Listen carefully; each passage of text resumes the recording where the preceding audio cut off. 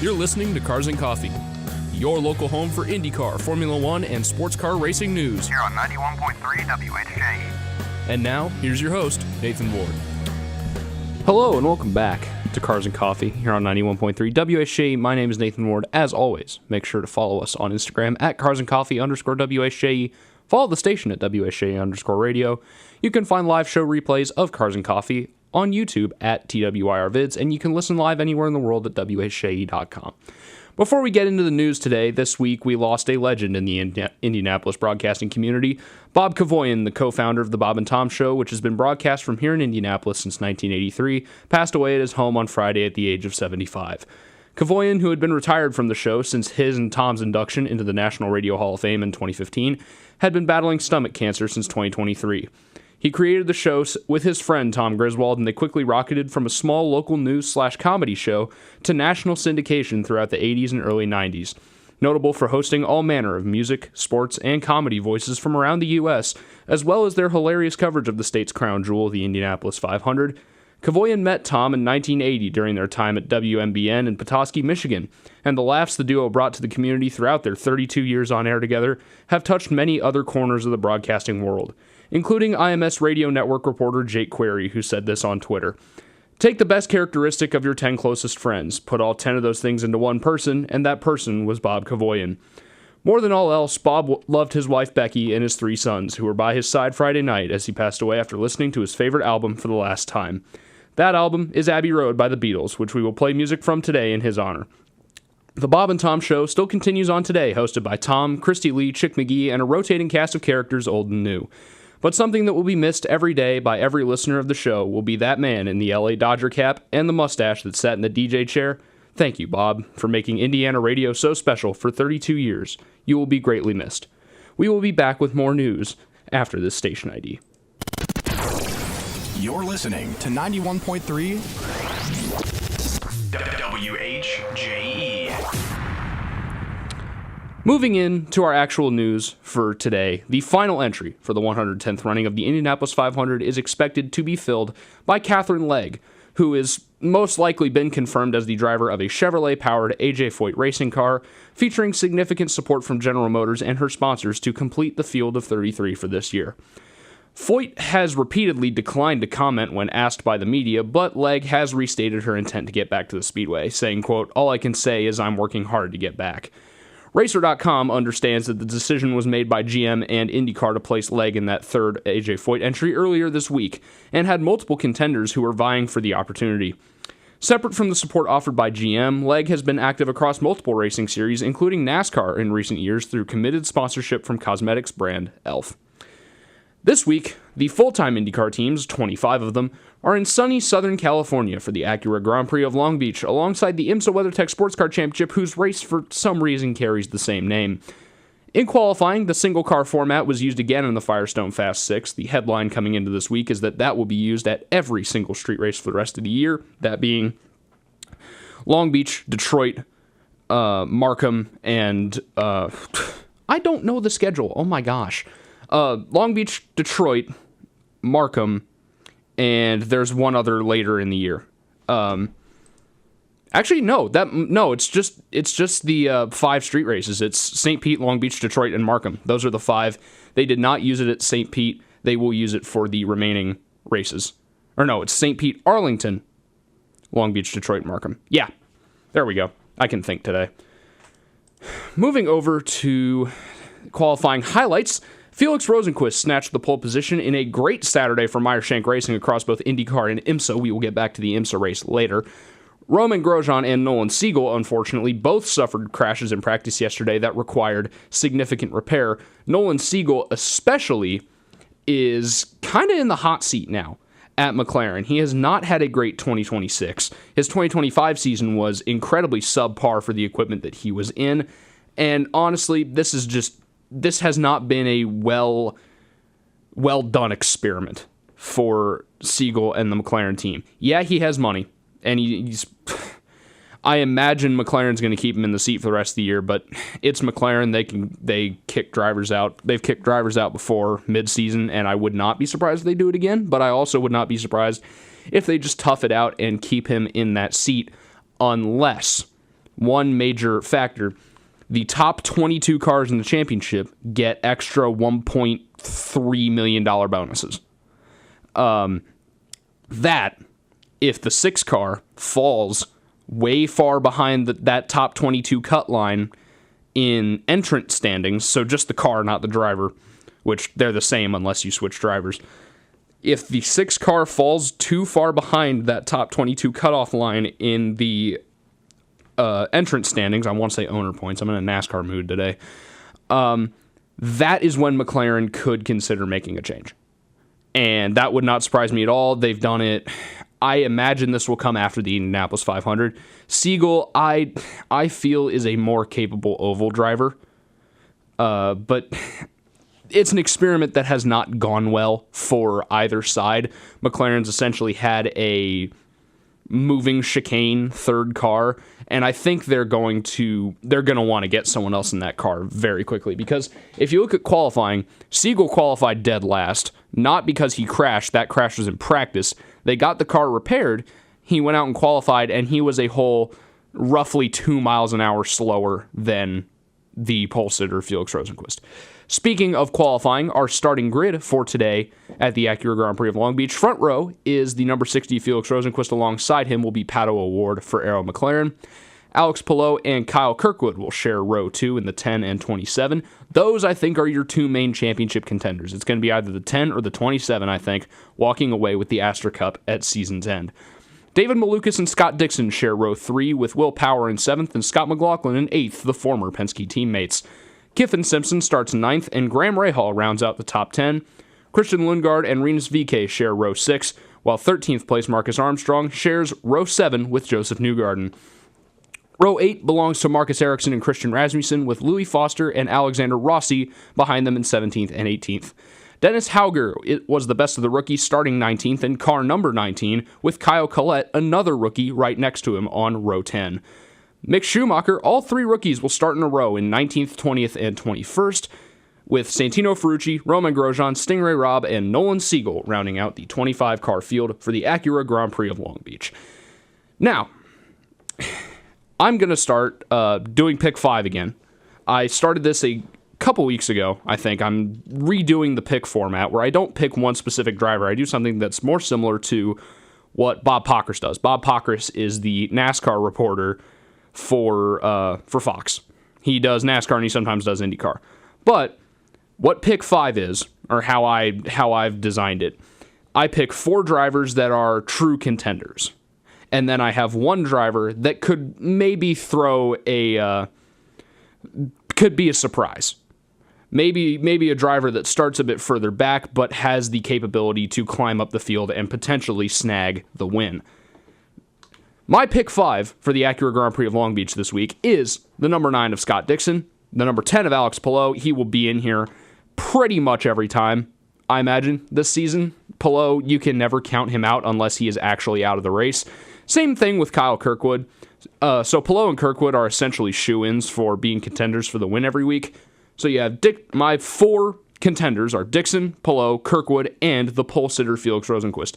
My dark horse for this week is none other than Graham Rahal in the 15 car. I think it's one of his better tracks.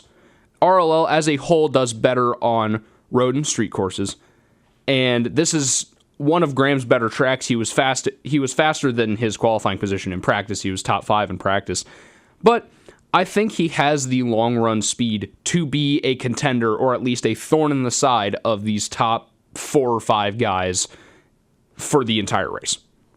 I think that's what we're doing this week. We got Dixon, Palou, Kirkwood, Rosenqvist, and Rahal is my dark horse. I will begin to post these on Instagram, but I am trying to make graphics for them, and graphic design is harder than it looks. So I imagine I'll get the IndyCar one up on Instagram today if I finish the graphics. Speaking of Instagram, here's how you can find us there.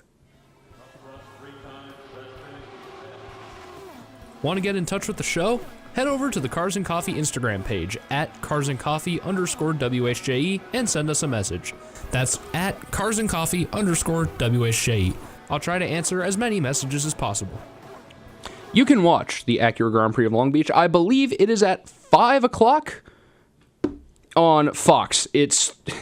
We have a bit of a weird start time today because they're in California, and we are 3 hours ahead of them here in Indianapolis. So I think it's 2 p.m. local time, 5 p.m. our time.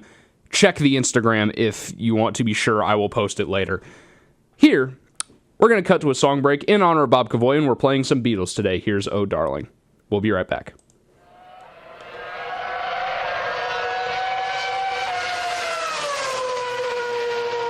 Don't go away. Cars and Coffee will be right back on 91.3 WHJE. Hi, if you're listening to this, that means you're listening to a replay of today's show.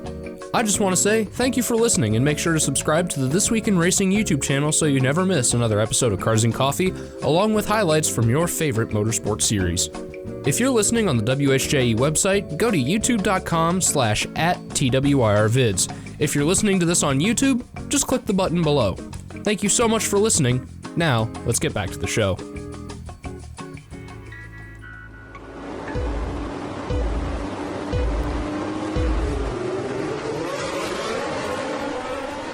We now return to Cars and Coffee here on 91.3 WHJE. Welcome back to Cars and Coffee here on 91.3 WHJE. My name is Nathan Ward. This week's RaceCarsForYou.com featured listing is a 2017 USF 2000 car. Now, the USF 2000 series is the second step below IndyCar. You have IndyCar, and then below that is the main developmental series that is Indy Next or Indy Lights. I'd still use them interchangeably because the new name change is kind of dumb. Then below that, you have USF Pro 2000, and then you have USF 2000. The only two differences between the 2000s and the Pro 2000s are the engines are unrestricted for the Pro 2000s. For the USF 2000s, which is a step further below, so this is the fourth tier development series, they do have restricted engines. Now, you'll find a whole lot of younger drivers in USF 2000. You'll find, at this point, a lot of the field is younger than I am, which is weird to think about. The entire USF Juniors field is younger than I am. They're all like 14, 15, 16. That's weird to think about. But this specific example of a USF 2000 car, one gone, one to go, so this guy has two of them. He's already sold one. The last one is up for sale for $74,000. This car raced for approximately 3.5 seasons by MVM Motorsports out of here in Indianapolis and came to the current owner with approximately 9,500 miles. He purchased the car in October 2021, and it has been at Spring Mountain in Nevada since that time. It's been used only as a track day car for the last 4.5 years. The chassis has approximately 12,000 miles. The owner has extensive notes of all sessions, all services, and all maintenance on the car. The engine is a 2-liter Mazda MCR inline 4, and it has about 4,400 miles on it after a complete rebuild by Elite Engines, which is the same company that still manages the USF 2000 series. In May 2023, there was a compression test performed with good results. Brand new refreshed gearbox that was restored in May 2023. Last inspected on April 7th, 2026, just over a week ago, actually. Great shape, nothing else needed. This is essentially a turnkey formula car. Amazing.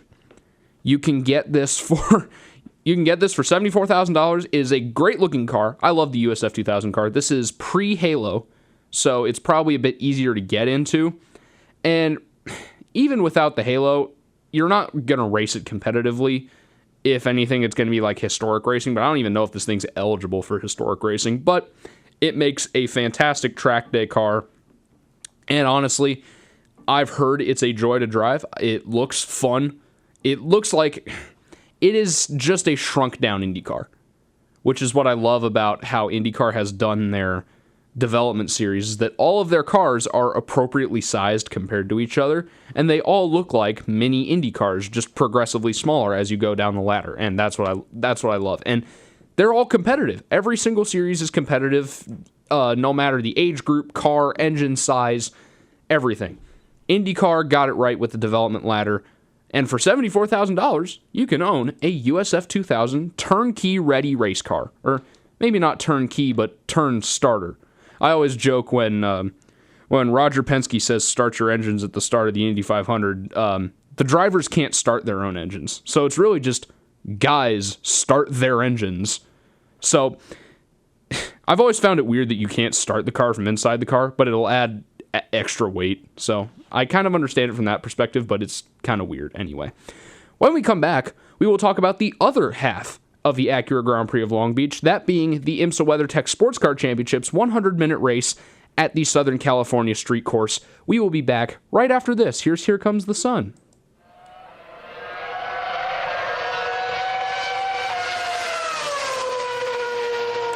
Don't go away. Cars and Coffee will be right back on 91.3 WHJE. Hi, if you're listening to this, that means you're listening to a replay of today's show. I just want to say thank you for listening and make sure to subscribe to the This Week in Racing YouTube channel so you never miss another episode of Cars and Coffee, along with highlights from your favorite motorsport series. If you're listening on the WHJE website, go to youtube.com/@TWIRvids. If you're listening to this on YouTube, just click the button below. Thank you so much for listening. Now, let's get back to the show.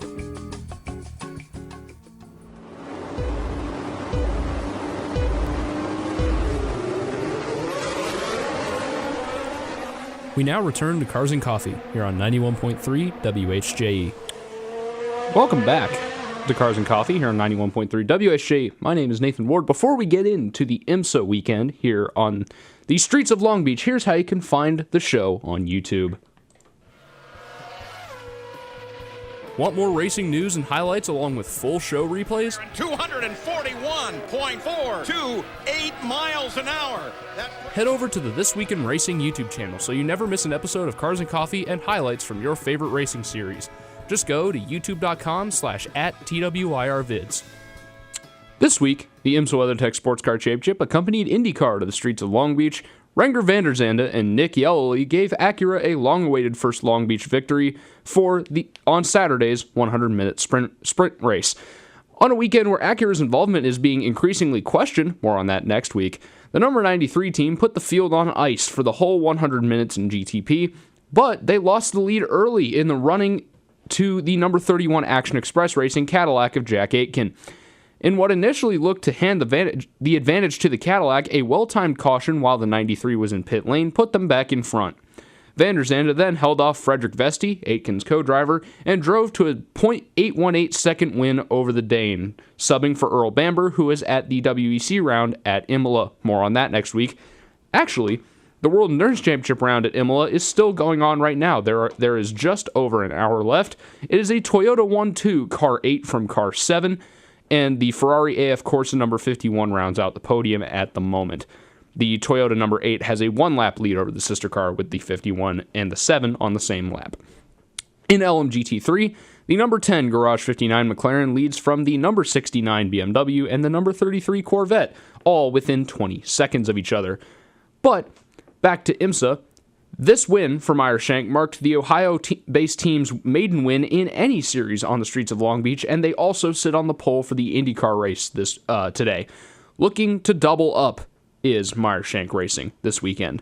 Lauren Heinrich finished 6th in his first race for JDC Miller Motorsports in the Mustang sampling number 5 Porsche, and a good run for the number 23 Aston Martin Valkyrie was spoiled by late race contact. Yes, this was Acura's first WeatherTech Championship win since the 6 Hours of the Glen last year, and Meyer-Shank Racing's first win at Long Beach in any series. 2 of the 4 IMSA WeatherTech Sports Car Championship classes were in action this week. One was GTP, and the other was the GT Daytona category.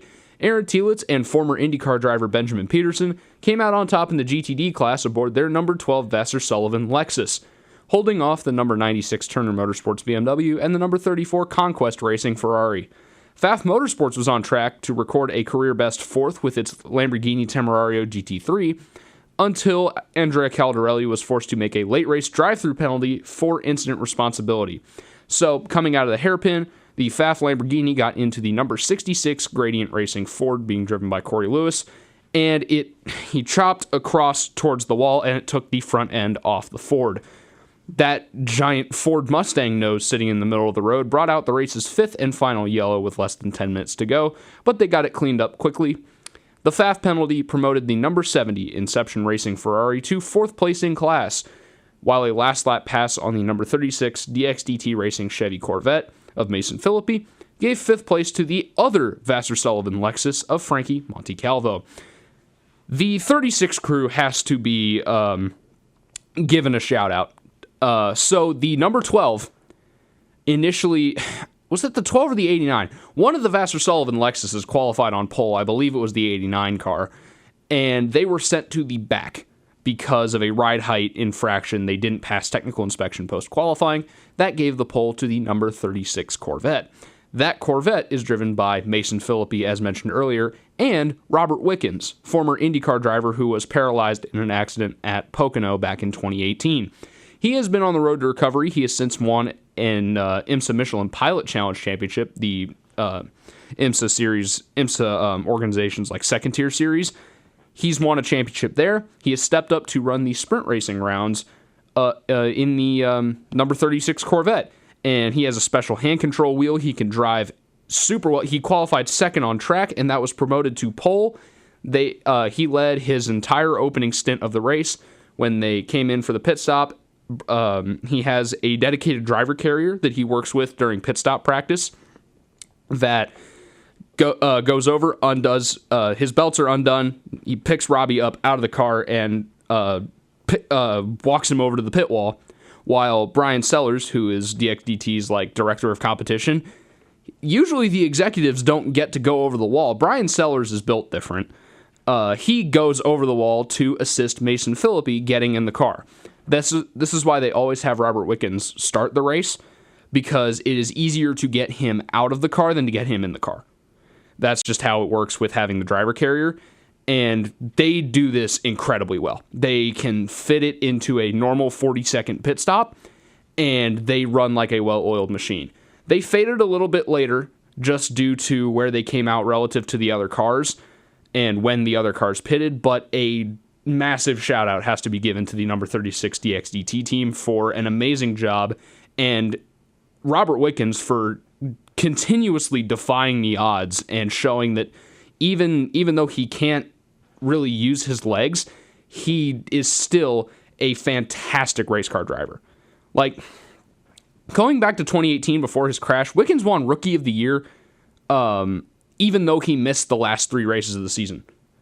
He almost won at St. Pete. He almost won at Phoenix. He got robbed of multiple wins that year, in my opinion, but he was one of those drivers, very, very much like Felix Rosenqvist in his rookie year, where he stepped into an IndyCar and automatically was contending for the win.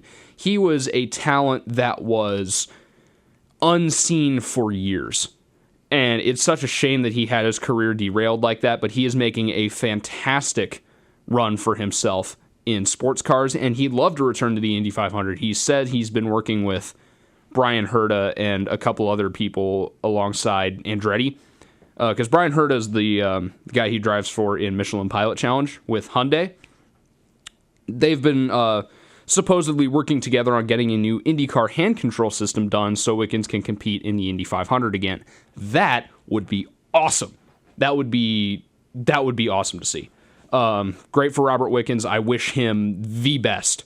He's overcome so much, and I love seeing him succeed. That's a wrap-up for the IMSA weekend. When we come back, we will talk about the last major thing going on this week. We actually have a lot going on. We've got NASCAR, we've got IMSA, we've got World Endurance Championship, which I'll talk about next week. Lot going on this week. We're finally getting into the thick of the season. So, we're going to talk about NASCAR news from Kansas and the kind of ridiculous Saturday we had in the Arkham Menard Series and the O'Reilly Auto Parts Series. When we come back, you're listening to Cars and Coffee here on 91.3 WHJE. Here's Something by the Beatles.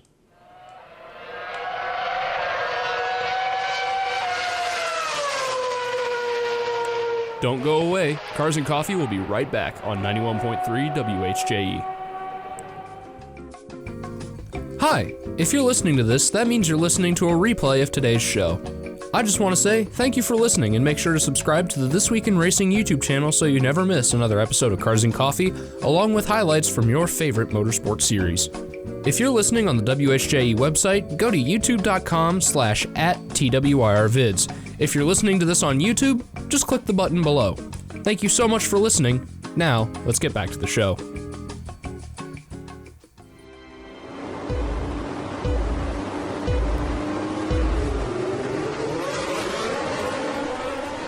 We now return to Cars and Coffee here on 91.3 WHJE.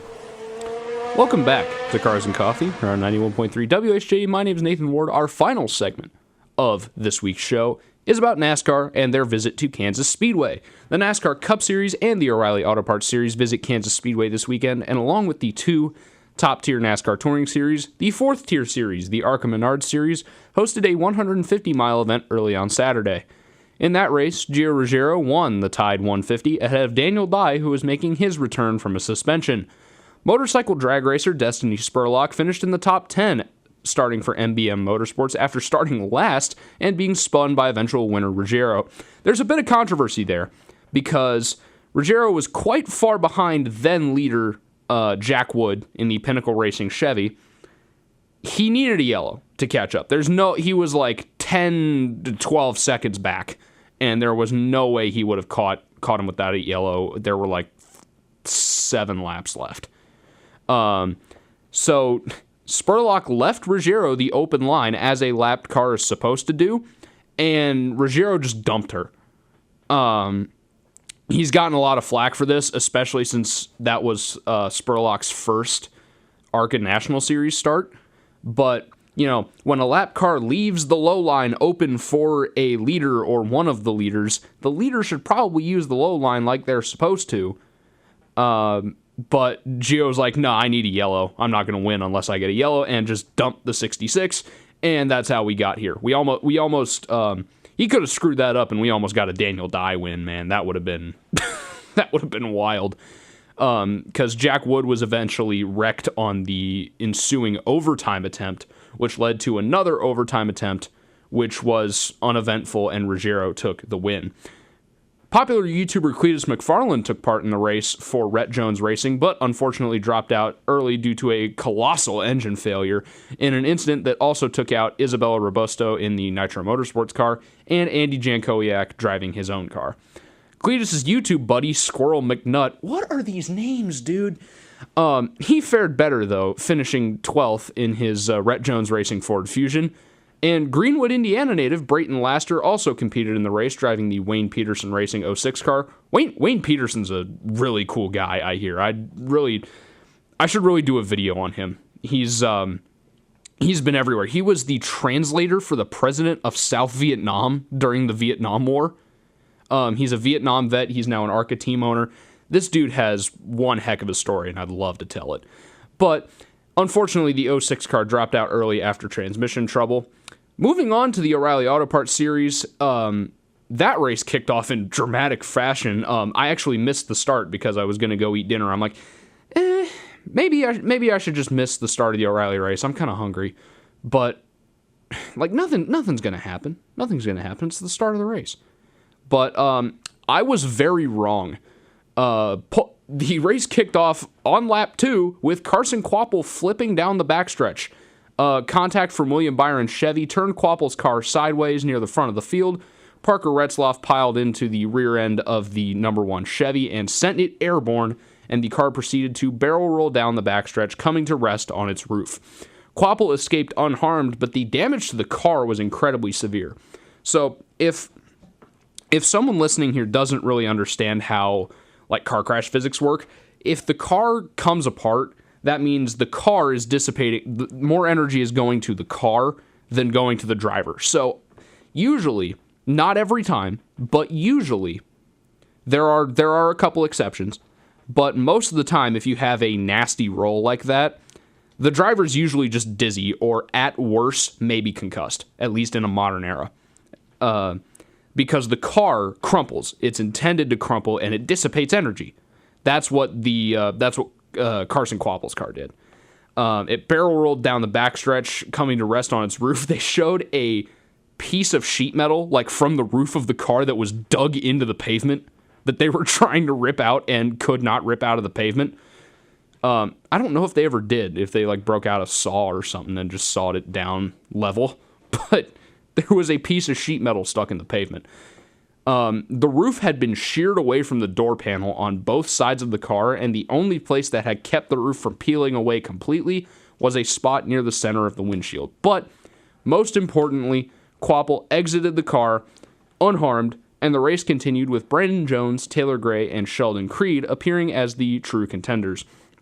On lap 38, there was some trouble between the two Richard Childress Racing teammates of Jesse Love and Austin Hill, causing Hill to spin down toward the apron and as the two raced side by side in turn 4. Hill spun sideways, and as he tried to regain control of the car, the number 18 Joe Gibbs car of William Sawalich, the winner of the race at Rockingham a couple weeks ago, plowed into Hill's car on the, I think it was the passenger side. Hill said in his post-crash interview about his teammate, quote, "I'll remember this. Reminder, Talladega's next week." Oh, geez. We're going to have... Talladega's going to be chaos. Hill said in his post-crash interview, quote, "I will remember this." So, moving on. A late penalty for Brandon Jones gave the lead to Taylor Gray, who held off Sheldon Creed to take his second career win and his first of 2026. This was also a Dash for Cash race. I will pull up the results for the Dash for Cash. So, essentially, at one race, there's a stretch of, I think, 3 or 4 races through the beginning of the season where the NASCAR O'Reilly Auto Parts Series chooses to award 4 drivers with the chance to run for, I believe, $100,000. So, something like that. That's the premise of the Dash for Cash. And so, those top 4 finishers from the previous race compete the next week, and then it resets with the top 4 finishers, like, say, at Martinsville. The top 4 finishers at Martinsville competed for the cash at Bristol. And the top 4 finishers at Bristol competed at Kansas for the money. Now, the top 4 from Kansas will compete for the money at Talladega. It's a bit confusing, but I like it. It incentivizes teams to run for positions that aren't the win a lot, because a lot of the time the Dash for Cash winner is not the race winner. This is what happened with Ryan Sieg at Talladega a couple years ago. He won the Dash for Cash essentially by default at Talladega because he was the only Dash for Cash car that survived the race. And he used that money to put better air conditioners in the team's shop. So it does benefit the teams to run well consistently over the course of these 4 Dash for Cash races. Taylor Gray, Sheldon Creed, Justin Allgaier, and Jesse Love will run for the money in the 3rd Dash for Cash race, the AG Pro 300 at Talladega. We got Talladega next week. I am hyped. That race is going to be chaos. For the Cup Series, Tyler Reddick won the Busch Pole Award for the Advent Health 400 at a speed of 185.3 miles an hour for his 3rd pole of the year, his 2nd at Kansas Speedway, and the 14th of his career. Reddick is searching for his 5th win of the season in just 9 races. Sunday's race will go live on Fox and Fox 1 at 2 p.m., and a field of 37 entrants will contest the 267-lap, 400-mile event. Starting grid. Row 1, Tyler Reddick and his car owner Denny Hamlin will line up alongside him. It was a tie for 3rd in qualifying. Ty Gibbs and Kyle Larson set identical times down to the 100,000th. Down to the 1,000th? 10th, 100. Yeah, down to the 1,000th of a second. So they will share row 2. It's really inconsequential, but it just goes to whoever set the time first. So, on to row 3, Chase Briscoe and Carson Hocevar. Row 4, Chris Buescher and Daniel Suarez. Row 5, Ryan Blaney and Bubba Wallace, 2 friends. Row 6, Christopher Bell and Ryan Preece. Chase Elliott and William Byron, the Hendrick teammates, will start on row 7. Row 8 will be Joey Logano and Ricky Stenhouse Jr. Shane Van Gisbergen qualified 17th, with Michael McDowell alongside him on row 9. Row 10 will be Eric Jones and Austin Dillon. Brad Keselowski and Riley Herbst will share row 11. Row 12, you'll find the only open car of the race, Corey Heim, in the 4th 2311 Toyota, car number 67. He will be 24th, just behind Kyle Busch in 23rd. It's an all front row motorsports, row 13. That's kind of misleading. Zane Smith and Todd Gilliland will be 25th and 26th on row 13. Row 14, you'll find AJ Allmendinger and the third front row car of Noah Gragson. Row 15 is Cole Custer and Josh Berry. Row 16 is Ross Chastain and John Hunter Nemechek. Alex Bowman in his second race back will start 33rd alongside Austin Cindric. Cody Ware and Connor Zilch will round out the last full row on row 18, and all alone on row 19 will be the number 10 Colleague Racing car of Ty Dillon.